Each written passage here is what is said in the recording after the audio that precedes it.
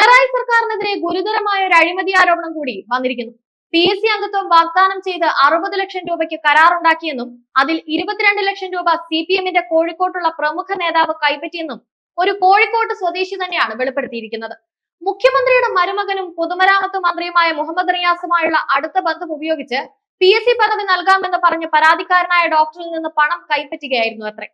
DYFI നേതാവായിരിക്കെ Muhammad റിയാസിന്റെ വലം കൈയായി പ്രവർത്തിച്ചയാളാണ് അഴിമതിക്ക് ഇടനിലക്കാരനായതെന്നാണ് വിവരം.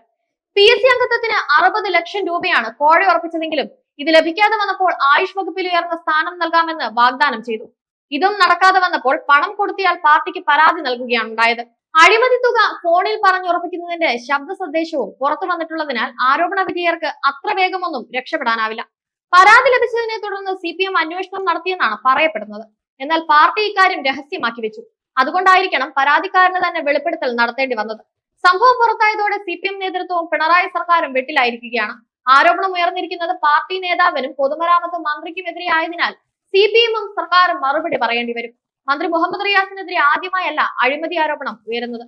മദ്യനയത്തിൽ മാറ്റം വരുത്താമെന്ന് പറഞ്ഞ് ടൂറിസം മന്ത്രി കൂടിയായ റിയാസിന്റെ നിർദ്ദേശപ്രകാരം ബാർ ഉടമകളിൽ നിന്ന് പണം പിരിക്കാൻ തീരുമാനിച്ചുവെന്ന വിവരം വലിയ വിവാദമായിട്ട് അധിക നാളായിട്ടില്ല. എക്സൈസ് വകുപ്പിനെ അറിയിക്കാതെ ടൂറിസം സെക്രട്ടറിയെ കൊണ്ട് ചില ബാർ ഉടമകളെയും പങ്കെടുപ്പിച്ച് യോഗം വിളിപ്പിച്ചത് മന്ത്രി റിയാസ് ആണെന്ന വിവരങ്ങളും പുറത്തു വന്നിരുന്നു. നിശ്ചിത തുക വീതം നൽകിയില്ലെങ്കിൽ സർക്കാരിൽ നിന്ന് കാര്യങ്ങൾ നേടിയെടുക്കാനാവില്ലെന്ന് ഒരു ബാർ ഉടമ തന്നെ പറഞ്ഞത് മന്ത്രിയെയും സർക്കാരിനെയും പ്രതികൂട്ടിലാക്കി. യോഗം നടന്ന സ്ഥലവും തീയതിയും ആരാണ് യോഗം വിളിച്ചുകൂട്ടിയതെന്നും ആരെല്ലാമാണ് പങ്കെടുത്തതെന്നും ഒക്കെയുള്ള വിവരങ്ങൾ വെളിപ്പെട്ടിട്ടും തനിക്കതുമായി യാതൊരു ബന്ധവുമില്ലെന്ന് പറഞ്ഞൊഴിയുകയാണ് മന്ത്രി റിയാസ് ചെയ്തത്. ആരോപണങ്ങളെ പ്രതിരോധിക്കാൻ ശ്രമിച്ച മന്ത്രിക്ക് പലതവണ മാറ്റി പറയേണ്ടി വന്നു. അഴിമതി മൂടിവെക്കേണ്ടത് അത്യാവശ്യമായതിനാൽ ബാർ ഉടമകളും പ്രതിപക്ഷവും സർക്കാരിനൊപ്പം നിന്നു.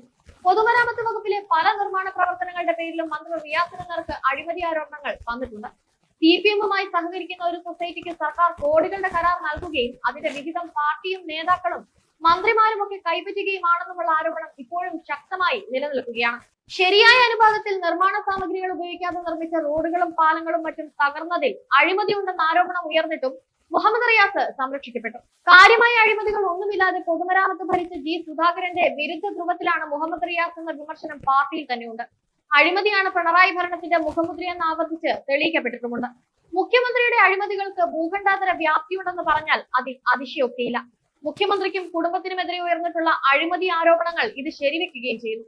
ഈ അഴിമതി സാമ്രാജ്യത്തെ നിയന്ത്രിക്കാനാണ് മുഖ്യമന്ത്രി ഇടയ്ക്കിടെ നടത്തുന്ന വിദേശ യാത്രകൾ എന്ന് പോലും സംശയം ഉയർന്നിട്ടുണ്ട്. ഭരണ സംവിധാനം ഉപയോഗിച്ച് വൻതോതിൽ അഴിമതി നടത്തുകയാണെന്ന ആരോപണം പല കോണുകളിൽ നിന്ന് ഉയർന്നിട്ടും മുഖ്യമന്ത്രിക്ക് യാതൊരു കൂസലുമില്ല. അഴിമതിയുടെ വിവരങ്ങൾ പുറത്തു വരാതിരിക്കാൻ അന്വേഷണ ഏജൻസികളെ ദുരുപയോഗിക്കുകയും ചെയ്യുന്നു. PSC അംഗത്വം നൽകാമെന്ന് പറഞ്ഞ് പണം കൈപ്പറ്റിയെന്ന ആരോപണത്തിൽ മരുമകനായ മന്ത്രിയെ പ്രതിരോധിച്ച് മുഖ്യമന്ത്രി നിയമസഭയിൽ നടത്തിയ പ്രസ്താവന ശ്രദ്ധേയമാണ്. നാട്ടിൽ പല തട്ടിപ്പുകൾ നടക്കുന്നുവെന്നും അതിനെതിരെ നടപടിയെടുക്കുമെന്നും ഒക്കെ മുഖ്യമന്ത്രി പറയുന്നത് ആരും വിശ്വാസത്തിലെടുക്കില്ല. തട്ടിപ്പ് നടത്തുന്നവരിൽ പാർട്ടി നേതാക്കളും മന്ത്രിമാരും ഉണ്ടെന്നതാണ് പ്രശ്നം. അവർക്കെതിരെ എന്ത് നടപടി എടുക്കുമെന്നാണ് മുഖ്യമന്ത്രിയിൽ നിന്ന് ജനങ്ങൾ അറിയാൻ ആഗ്രഹിക്കുന്നത്. തെറ്റിദ്ധരിപ്പിക്കാനുള്ള തന്ത്രം ഇനി വിലപ്പോവില്ല.